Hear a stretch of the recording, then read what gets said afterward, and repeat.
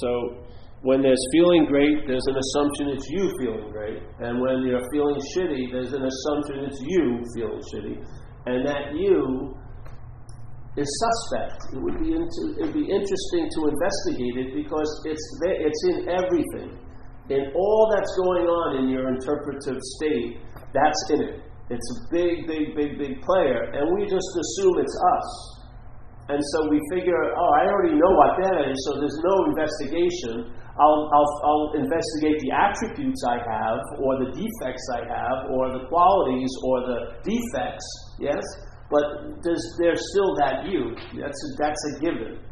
There's a you, and let's get on with it. Let's try to make it easier for the you, and then let's look at what's causing the you all the trouble. And sometimes you may get down to it may be the you itself, but usually it's the cops, or the girlfriend, or the boyfriend, or the employer, or something. If they weren't behaving the way they were, it would be great for us. Yeah? Like if everyone just did what I wanted them to do, the show would go on beautifully. Yeah? And they'd be happy because it'd be like trickle-down economy. My happiness would trickle down on you just because it's me. Yeah? When I'm happy, you should be happy. Yeah? And there's all these different experiences all thinking very similarly. Yeah? There's always the me in it, and the me is just the flavor of being identified as a self. Yeah? That's how it translates. When the mental state's identified as a self, it translates to this feeling of being me. Yeah? A sense of being me. Yeah? And it's like a cherishing in a weird way. Yeah? You don't cherish yourself because some selves you really hate quite a lot. Yeah? They seem to be, I hate that fucking self. But the me gives it that little shine that gets you into it. Yeah? Oh, it's me, all I've been through, all the slings and arrows I put up with. And I'm a warrior. I'm a survivor. I'm a maker. I'm a doer and a haver. Yes, it's whatever. It's all this stuff going on. So, in self-inquiry, it's using, in a sense, the mechanisms of what are being used by the mental process to facilitate self, using those same mechanisms to question self. So it's not changing the mechanism. Yeah? There's a feeling that you're the one who's worrying. We're not going to concerned about the worrying or not, or if the topic that you're worrying about is worthy to be worried about. None of that at all. Just who is it that's worried? Who is it that believes it's the one that's doing this activity? Yeah? And then we ask the question, well, who am I? And so you sit there. And then usually, maybe the mental state will say, well, it's me, stupid. Of course it's me. That's why it's worthy to be worrying about this fucking inane thing that hasn't happened yet, because it's about me. And me gives it all the meaning it has, yeah? So something that you would see someone else do and say, why are you fucking worrying about next week, There's nothing you can do about, but in the same event going on in your head will be held differently, because it's you that's being worried about next week. And you're worthy of being worried about next week. Stanley isn't, in my view, being worried about next week. Yeah? But I'm worried. I have that inherent worth. Where did it get that worth? It's made up. It's totally made up. Yeah? So the self-inquiry is like using self to question self. Not trying to get out of it. Not trying to do anything. Just see who's in it. Who's in what you think you're in. Who is that? Yeah? If it's not you, you're going to find out a lot of stuff. Yeah. If it's not you. If that starts dawning on you, it's going to open you up to a lot of finding out. More is going to be revealed. Yeah? And you're going to see how sinister or the spread of the self thing is. Yeah? It's in every mix, the good and the bad, the high and the low, the future and the past. You're always there. You're like the main cog of all of this mental activity. We want to be free from the effects of all that activity, but we don't want to see what's the root cause of all the activity, which is us. Yeah? And you, not you, because you is just this body. You is different. When the the user body, the AU is just bodies, yeah? then there becomes, well, now this body is me, so the you gets elevated to me very quickly. And now life is spoken from or interpreted from the point of view of self-centeredness. Yeah? And it doesn't work for many of us.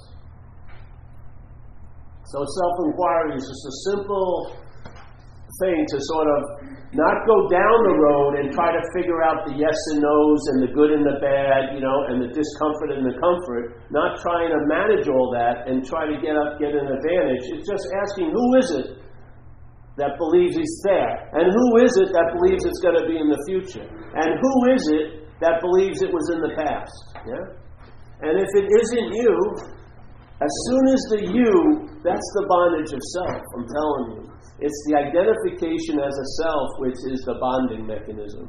If you can weaken that identification by just studying self, because when you study self, you'll realize you'll forget the self because it's not you. Yeah? It's inherently not you. So it's a very simple way to just stop it or put a pause in there. Like in recovery program, we have the serenity prayer, which is like a pause. But in this way, it's another type of pause. It's like an energetic pause. Because as soon as there's the feeling of being the one who's being worried about next week, you very rarely stay there. You go right to the next week. Yeah? You go right into the what's not happening. And in what's not happening, anything can happen. Because it's only defined by what you can entertain, really. So in what's not happening, you can be totally screwed. Yet you're not right now, but in what's not happening, you definitely are going to be screwed. You're definitely going to be out on the street next week. Yeah. In what's not happening. But if you're taking yourself to be the center of what's not happening, you have no immunity to what's not happening. You're going to be incredibly stamped or tattooed by the past and the future every freaking day. Your here right now is going to be bookended by yesterday and tomorrow. The here isn't even going to be a place to rest. It's like one step in an escalator. Yeah? You're moving from one place and you're going to the next place. It's like a stepping stone the mental state is using all day to produce this sense of linear history that I'm going on, and this moment is only here to be built to build a better moment. Yeah? And then the next moment, I thought that was being broadcast as the better moment. No, it's meant to produce a better moment. And then you arrive at the next supposed better moment. No, this must be used to promote the better moment. And you never arrive at the better moment. All you have is a denial or a withholding of your interest and attention from this moment. It's like a haste that goes on every day. The most valuables you have are being taken away, are being given over every day to an interpretation with a hope of a mythical tomorrow. Somehow tomorrow you're going to be great. You don't see that what it actually implies is you're not too good right now. Yeah. And that's what gets the winning vote all day. I'm not enough right now. I'm not enough right now. The advertising is, you'll be great tomorrow, but really the product is, I'm not enough right now. How can it not be? See the movement you're in all day. How many people's heads are located right now here? They're not. They cannot not be here, but they're obsessed with yesterday and tomorrow.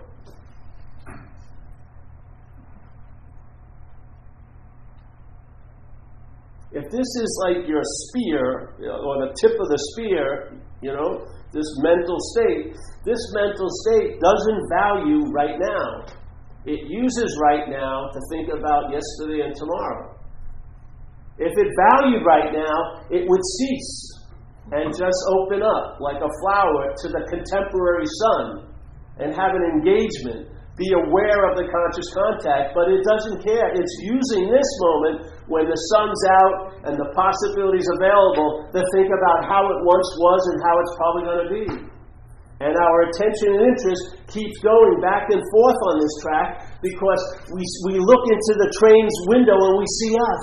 Oh, there I am. I'll be there next week. Oh, and I was there. It was such an incredible there 2 years ago. I was stuck in, everything was going really terrible. Come on in, bro. We got a seat here if you like. Yeah. Everything was going really terrible. And you'd want to be dismissed from that type of story, but it's you. Yeah. It's you. So, and then you're missing. It's like all you become is a passenger on the train, and you forget that you're the station. That all this shit's coming through, moving back and forth, and you're the screen of awareness that's noticing it all. Yeah? You never get on any of the trains. There's just an idea that there's a body that's you that's on that train, going hither and thither and hither and thither, this and this and this. And yet, why it doesn't seem, what's so wrong with that? It's a denial of right now. And this is the only place you can actually experience living, is now. Everything else is an interpretation. You're not experiencing next week. But if it's affecting you, you're not experiencing next week right now. It's impossible. You're not going to see it, feel it, taste it, touch it, smell it. Yeah? That's experience. That's the basis of experience, is conscious contact. You basically, if it's having a huge effect on you right now, you believe in interpretation. Next week cannot produce an effect. It's not happening. But if you believe next week is happening right now in your head, it can produce an effect because you are every fucking thing. You give everything the meaning it has. When something seems real as real can be, it's because you've lent your reality to it. You believe it. You're not immune. You're not a victim here. You're not just a humble, innocent observer. You're a participant in this dream. We're dreaming this place. Like the Course in Miracles says, you and I are the dreamer of this dream. We forget that we're dreaming, and this is the important point. We forget that we're dreaming. When you're up the ass of self, yes, that is the act of forgetting that you're the dreaming, and now you believe you're the dreamt. You believe you're a body, a figure that does this, and this happened, and da-da-da-da-da. You're the reference of all references. No one gives a shit about you as much as you do. I mean, I swear to God. We're basically inherently irrelevant to everyone else. You know? Jesus Christ. I wonder if they knew I was really feeling uncomfortable there. They have fucking no clue. They're more concerned about their belief they were feeling uncomfortable. It's like being on a deck of a boat. Everyone has a pile of doo-doo in their pants. It smells like high heavens. Everyone's, I'm not going to say a word. No one's noticing anything. They're sneaking up their own place. Oh, they're not following your newsletter. They don't know you were thinking bad thoughts 10 minutes ago. They don't fucking have a clue.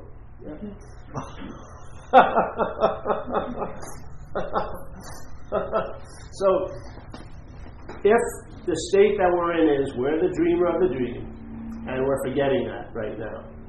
The forgetting is an active event. You've got to be remembering something else to forget what you are, obviously. How could you forget what you are? It'd be impossible. You have to remember that, or you have to be identified with something you're not, and be remembering that to basically forget what you are. As soon as that's in place, I'm in the state of forgetting what I am, what happens? I give everything I dreamt, this, thoughts, feelings, all this, everything I've dreamt, I give everything I dreamt all the power to affect me.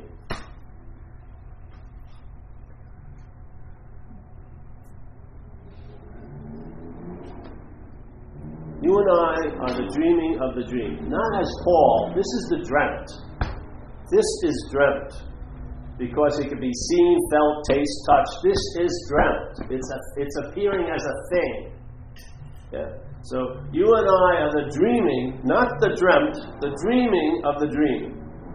Let's call it mind, big M mind, spirit, awareness, whatever you want to call it. You and I are the dreaming of the dream. This is part of it. You're not in a dream. You are part of the dream. It's not like you're the only reality is this that's dropped into a dream. That's not the case. This is a dreamt object. Yes, all right. You and I are the dreaming of the dream. We forget that we're dreaming. And that has to be a constant activity of forgetting. Yeah? And it's not like I'm forgetting. The forgetting is produced by remembering something that you're not as being you. A mental idea about being a body and all this shit. Yeah, a historical figure, a doer, a haver, a thinker, a seer, and all like that. It's all this. That's all it is.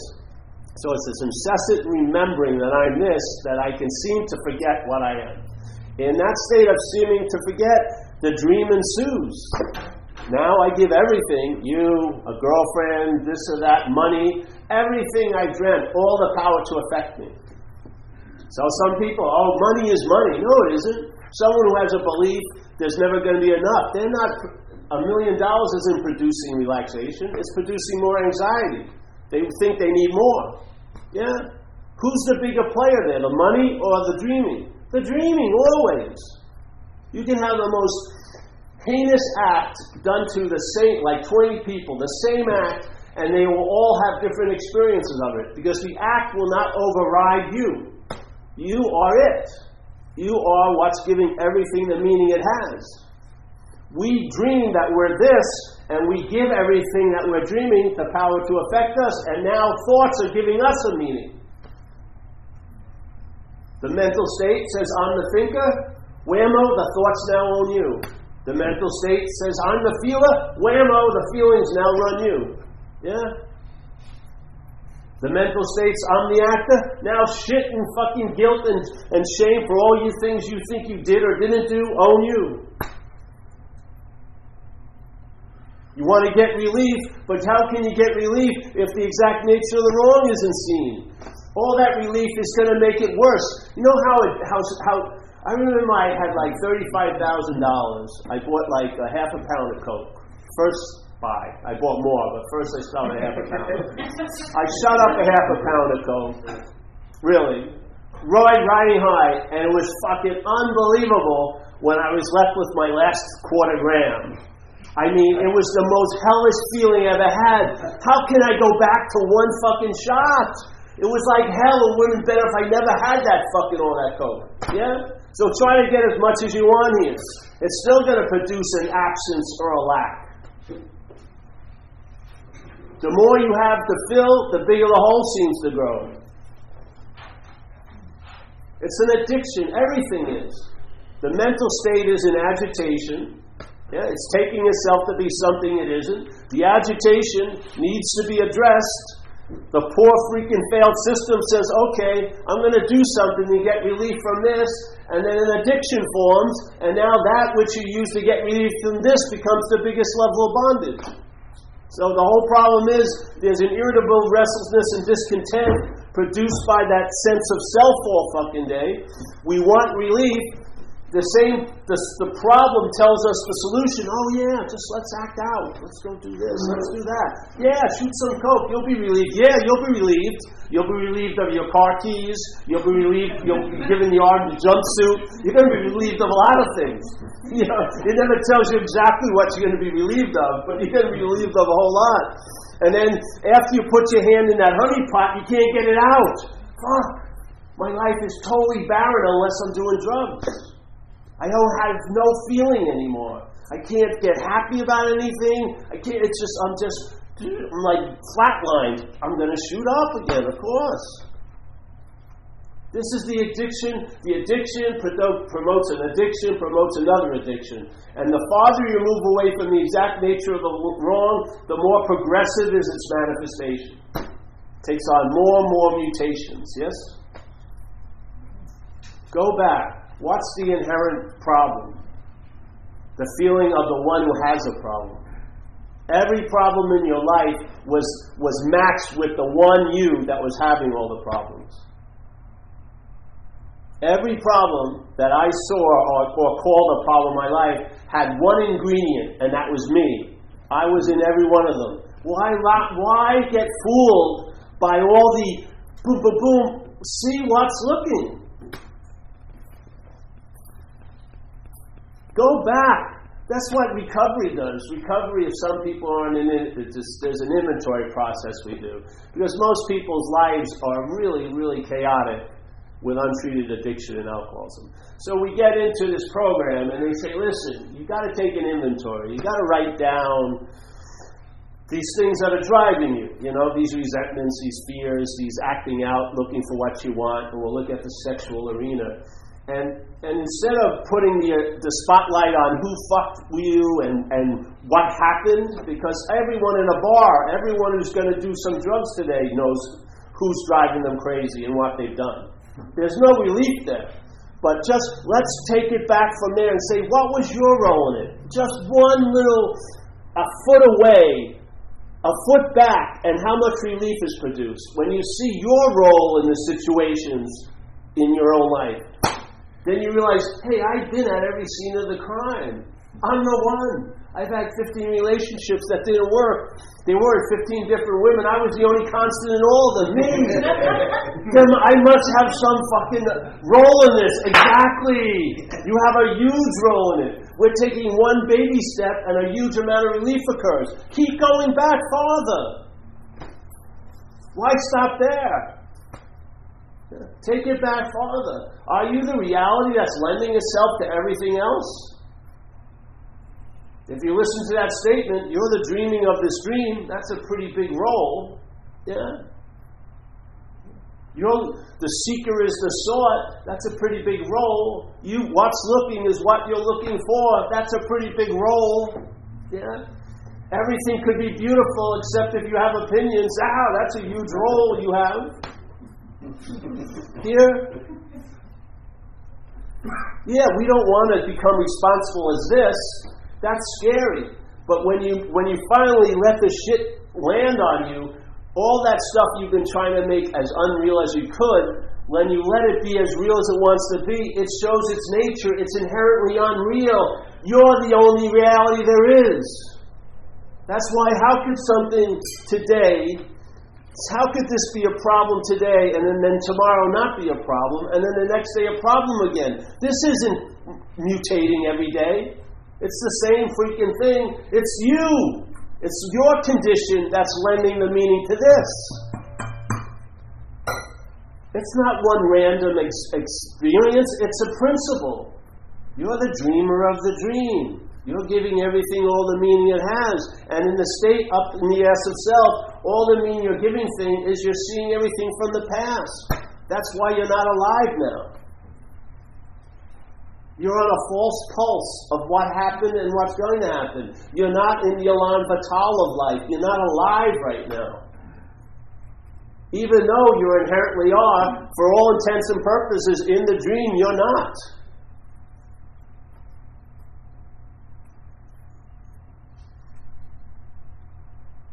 So I want to read a little of this, if you don't mind. Like I was sharing, I don't know if people knew this, but there was a master many of us in this room know and liked, passed away, I think, in the 50s. His name was Ramana Maharshi from India. And he had a devotee that lived with him for quite a long, long time. And he wrote this article, and it's about this man's teaching, so to speak. And I believe it has a lot to do with recovery because it looks at something from two different views. Self-inquiry, which is asking yourself subjective questions, like I was saying before. It's, let's say, like your head's thinking about next week, and your idea of next week is it isn't going to be good, so it's producing a discomfort now. Yeah? That's what happens. That's how powerful you are. You can think about something that's not happening and produce an effect. It's unbelievably powerful. Yeah. So let's say I'm worrying about next week, and I'm concerned about it. Yeah. This isn't about dealing with the worry or the concern. It's just using it to point to who's worrying about it. Just ask that simple question. Who's worrying? Yeah? And then see what comes up. See what comes up. See, when you turn this way, there's a pause in a way. You're just available. There's like a pregnant space. Yeah? You're not in the activity of all this. You're just taking a halt. And then you ask, who is it? And of course the mental state will throw something in called me. It's almost like comes from the side of the stage. Me! And no. And you ask again, who is this me? And see what it does. It may it may derail your little mental activities. Yeah, it won't allow the mental state to pick up steam in this rail of time. Yeah, you just put a halt to it, and it's like a manipulated pause, like in AA. A meeting does it in a sense. Yeah. All right, and then we know surrender in AA, which is, hey, I'm not managerial quality, so I'm going to give it up. I'm giving up the ghost. I'm taking, director down, and I'm open to suggestions, let's say. I'd like to be directed now. It's not working out well, so I'm willing. Surrender is a big movement in recovery. It's probably the easiest way to enter. You just sort of, that's what happened with me. I spent 2 years in a program, Delancey Street. 2 years is a long time. And when I left, I didn't like them. I didn't like the people that ran it. But I had to admit that my life looked better with them running it than it ever did with me running it. Yeah? So I got the principle of turning your will and your life over. Because that's happened in my life. My will and my life was turned over to the police a few times, turned over to a woman's occasionally, turned over to Delancey Street. And so we know how to surrender. Yeah? But the importance of a surrender is what you surrender to. Yeah? When I surrendered to AA, it's treated me the best of everything that I've run into this life. It really has. It introduced me to a very diffuse energy or a grace that's really available. That you could think that its focus is about dealing with the consequential level, which it does pretty well. But it's really about just taking care of that level, putting some good guardrails, like GOD rails on the road so you don't keep veering off. And then let's get on with entertaining other possibilities. Yeah? Yeah. So here the guy goes. So this is, I want to read some of this. So simply stated, the problem is that there is a perception that there is an individual self which wants, and the sense of self to me is the feeling of being a long-lasting, independent, separate entity, this body. Yeah? Yeah. Okay? So, the problem that there is an individual self which wants to extinguish itself. Every time I shot coke, that's what I was trying to do. Yes? Every time I fucking did some insane thing that could have got me killed, I was hoping that thing would die first, basically. The mental state, the self thing. Yeah? So, a lot of us have this, we know this very well, this state of wanting to extinguish itself. So that the state of realization would be revealed. Yes, well, it didn't work for me with the drugs, but I gave it the best shot I had. but anything which this is the trick, you see. This is one of the things I had no idea of. And you can't go against the way it's set up. Yeah? And the way it's set up is this. It says, when we are in that thing of trying to extinguish that which we want to get rid of, yes, it says, but anything which this individual self tries to do to eliminate itself merely prolongs its own existence. This is the rub. AA, we call it self can't get out of self. This is what they're talking about. You can't use self to get out of self. Yeah? Yeah. Can't use self to get out of self. You can't use activity to produce stillness. That would be activity. This is just the way the mind works. And if you don't see how the mind works, it's going to work you big fucking time. Yeah. If one sees spiritual practice as something that one does to attain realization, then there is no solution to this problem. There is no solution because the whole problem stems from the totally false assumption that this individual self has a real existence. We've said this thousands of hours in every possible freaking way we can come up with. So I'm going to read this again. All right? Just one part. The whole problem, yes, stems from the totally false assumption that the individual self has a real existence.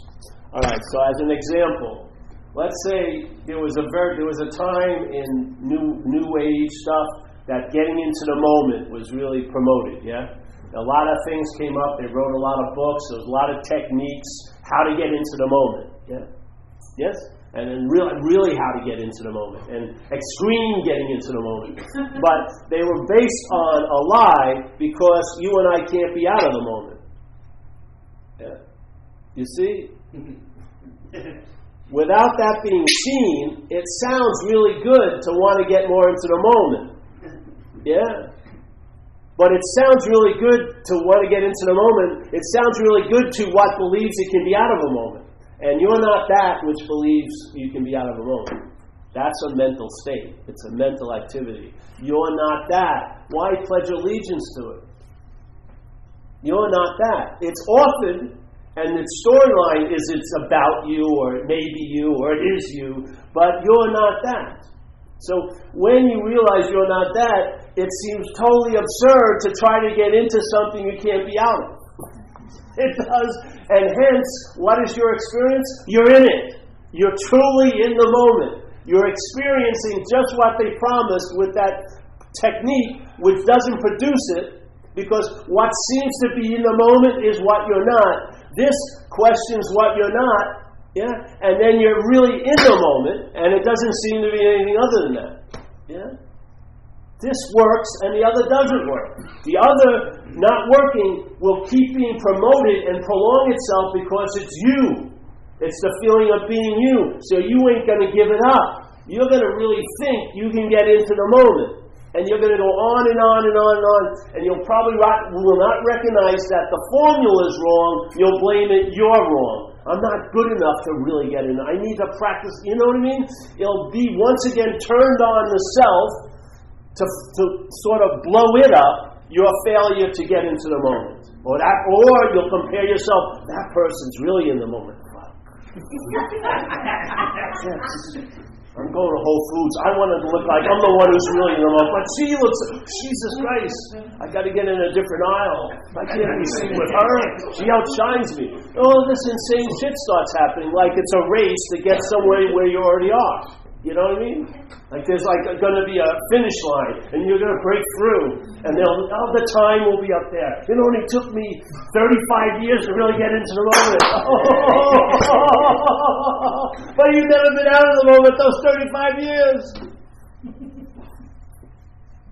This one thing explains everything. The head believes it's in something it wants to get out of, which is self. So it wants to extinguish that self, and it believes if I did, then realization would dawn. Not just dawn, but dawn on the self. So self would be there to get it. So if I kill the self, there'll be a self to be there to get that. You know? Or the self is working really hard to experience its own absence. It's impossible. You can't nullify something that isn't so. You can't kill something that isn't so. You can't extinguish a fire that hasn't been lit yet. It's the assumption, a mental assumption, and repeated incessantly and implied and insinuated and referred, is what's causing something that isn't so to seem to be so. And suddenly that becomes the floor of our life, and then we're just trying to dance and learn how to dance on this floor as best we can. The floor is faulty. It's not your shoes. It's not your dance gear. It's the floor. It's got you dancing like slavery. Yeah? Jeez. You find the floor of what you really are, you'll rest there. Your mind will become unagitated. It will become clear, like a lake when there's no wind, and in that clarity you'll reflect infinity in a sense. You'll finally be beckoning forth what you truly need here, which is not from this place. It's from another non-place. Like Jesus says, you're in this world, but you're not of this world. We need a little ofness to come in. And who and what's going to be the spigot? What hose is going to allow that to occur? You and I. Yeah? We are of that. Therefore, that can come in. But if we believe that we're in, and all we are is in, we'll make up concepts about the of.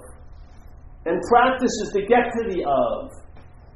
and belts to see how expert you are on the of. Instead of having the of as a basic inherent condition in your day. It'll wean you off of time. It'll wean you off of guilt and shame for the actions you've done or haven't done, because you won't see yourself as the actor as much. Yeah, it won't. Maybe the feeling of being the actor will go down up to 65%. That's a huge amount of relief. The gauges will drop because your interest and attention will leave that carcass of you being thought about all day. And that intention will enrich your freaking day. And you won't be giving it over to some fucking false higher power, as if they came in, or this happened, then my life would be great. You're pissing on your day right now with that. This is how it is. This is the invitation. Like it or not, this is it.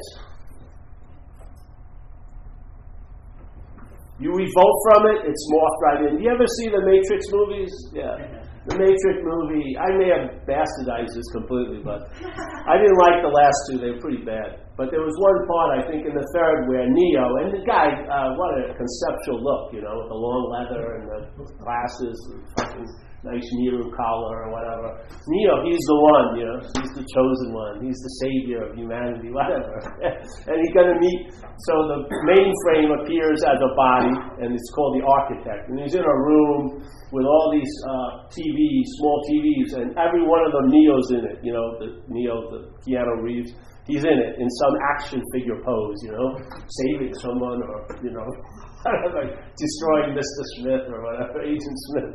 And then the architect's going to lay the truth on Neo. There's Neo, the chosen one, yes. And he says, Neo, yes. You're the new savior. You're the number 7 savior in the programming. What? Oh, yes. That happened. That was an aberration when the program first kicked in. It's been morphed around. What? You're not separate from all of this. You're part and parcel of this whole fucking thing. Yeah? We always want to take ourselves out of what we can't take ourselves out of as this. Yeah? We want to be like Ramana Maharshi says, the guy in the movie theater seeing the movie and realizing none of it's real, but there's an assumption he's real sitting in the theater, where the circle's much bigger. Him sitting in the theater, seeing that this movie of life is unreal, is also unreal. Yeah? It's still the movie. See, he's critiquing the movie as if he's gotten out of it. That's part of the fucking movie. You and I don't escape the movie as this. We are always going to be in front of the camera. We're never going to see from behind the camera, because we're always seeing from behind the camera. We are that which is behind the camera. We're taking ourselves to be that which is in front of the camera. And we've even made this something we may desire. I want to get the truth. I want to know my authentic self. This it's not going to happen. It's not happening now, and it's not going to happen. Doesn't mean if you put more time and more effort, it cannot possibly happen. What you're not cannot not become what you are. You are already that, and you recognize what you're not. Yeah. Now the horse is in front of the cart. You see, blue is blue and red is red. It gets a lot more. I get confused about where my keys are. I do not get confused over metaphysical fucking questions. They don't mean. It's all mind candy. Yeah? It's all mind candy. Why doesn't time move back? Is that really affecting your Saturday? Time backed up into me. What the? Why is it just moving forward? Who gives a fuck? Just rest in that state. Rest in that priorness. Because it's never going anywhere. If you and I have been looking for reliability or assurance, and we put our trust in things that can't be reliable and can't assure us of everything, which is people, places, and things, you may find great solace in finally resting in what's reliable. Yeah? And you know what? It's you. It's what you are. Find it there. And it can't be taken away. It can't be dismissed. It can't be enslaved. It can't be shackled. It's always available at all times, right where we are. with no requirement necessary. You're putting all the conditions on it. Your mental state is. And if you're identified as a mental idea, then the mental state's conditions seem to be real conditions. I've got to purify myself. I've got to do this. Who's going to say when you're purified? You? The head? It's telling you have to purify. Is it like a purifying committee that you get your purification notarized? Okay, yes, you're pure enough to move on to the next. Who are the authorities? Doesn't it come down to you?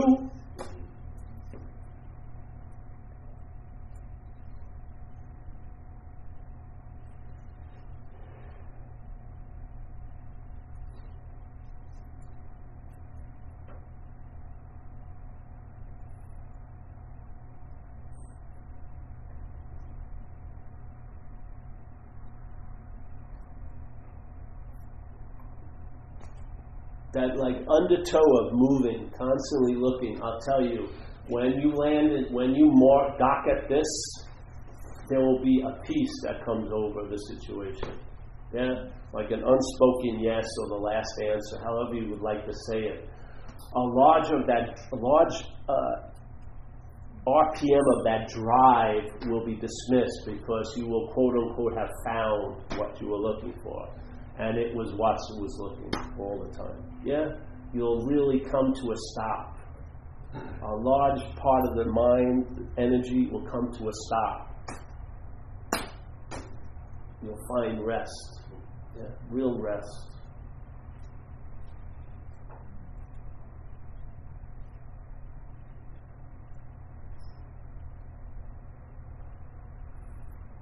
So if you want, look at the thought system. You haven't been here before.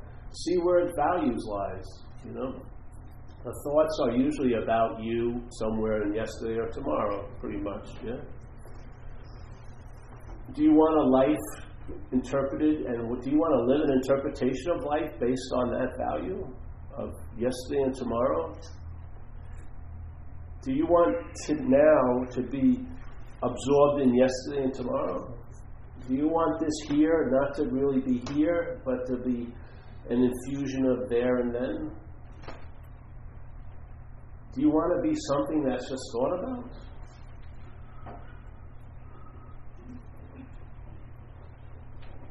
Do you want you to rise up to the highest level just to be thought about? To be an object of thought?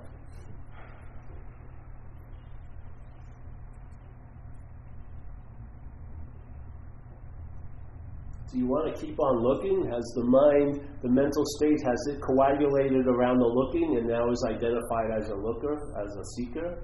Maybe there's an investment in that lifestyle now. Maybe you're scared shit of finding, actually, because it would be the end of being the seeker. Yeah? This is a simple message, but it has a lot of juice. Just keep letting it get put in, and you won't even need to have it put in. Let it get rubbed, and you see what comes up. Yeah. You're not so of what you're not to be changed. I'm telling you, man. You are a very flimsy idea. Very flimsy. It's all based on smoke and mirrors, man. It really is.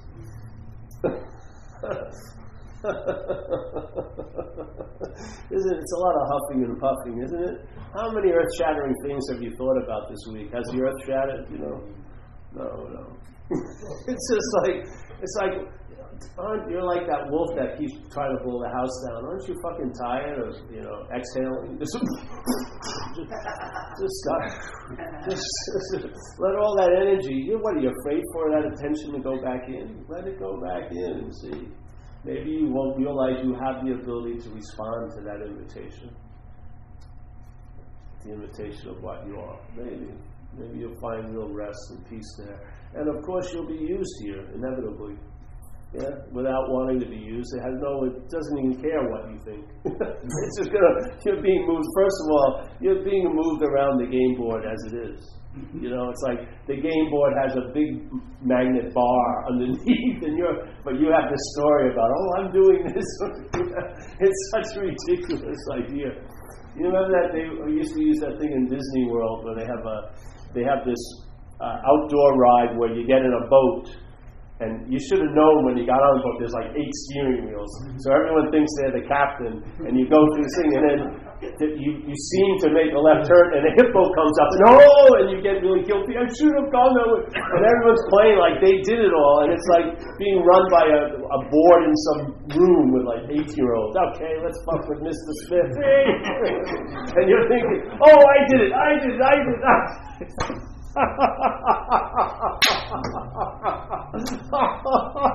It's exhausting. Are you so afraid of your own energy to have it dismissed like that all day, pissed away all fucking day, pursuing incessant, finite strings going nowhere, just tangents of worry and concern?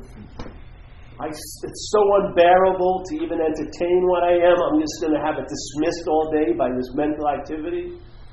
I'll just be up the ass of self. I don't want to be all there is. I won't be recognized as special, unique, and fucked. You forget that part. Oh, it's just me portraying someone fucked. No, you're fucked. So if you're the reality, if you believe, you're in a fucked situation, you're fucked. It's as real can be. Only in an amount of time. It can't be real forever, but it can seem as real because you're lending reality to things. You and I are lending reality all day. You're giving people power they don't have, a lot. You're giving people, you're making people saviors that they have no business of being in. You're putting a ton on a half-ton pickup. They cannot deliver the goods.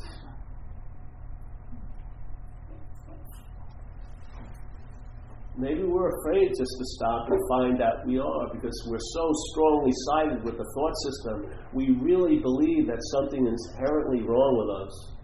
And if I ever got in there deep enough, I'd have to run into that. So let's just fucking pitter it all away all day. Just thinking about inane things, talking about inane things. Who wants to see Die Hard 8, really? Really? Who wants to see Die Hard 8? It's like what that guy did with The Hobbit. It's like a 400-page thing. He made 3 huge movies out of it. It was a little book. That's what we do. We got a little fucking story of Paul. We make giant epics, with computer graphics, because it's all made up. No one's going to go to the theater to see a movie about you, unless they're named you. If it's Paul, if I had a marquee with story of Paul, a lot of Pauls would probably come with the whole set, and then some girls who went out with Paul to see that they were right about leaving Paul. And as soon as the movie was realized that it wasn't about them, they want to fucking get out of there. The only one who'd be interested in it was Paul, me. It's like I'd be avidly into it. The movie sucks. It's you. You think you're a big enough star to carry a lousy movie. Have you seen some of those big stars who do terrible movies? They suck. You don't have it.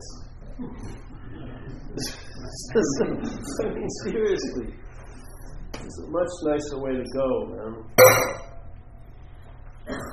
So that's it. Any questions, Steve?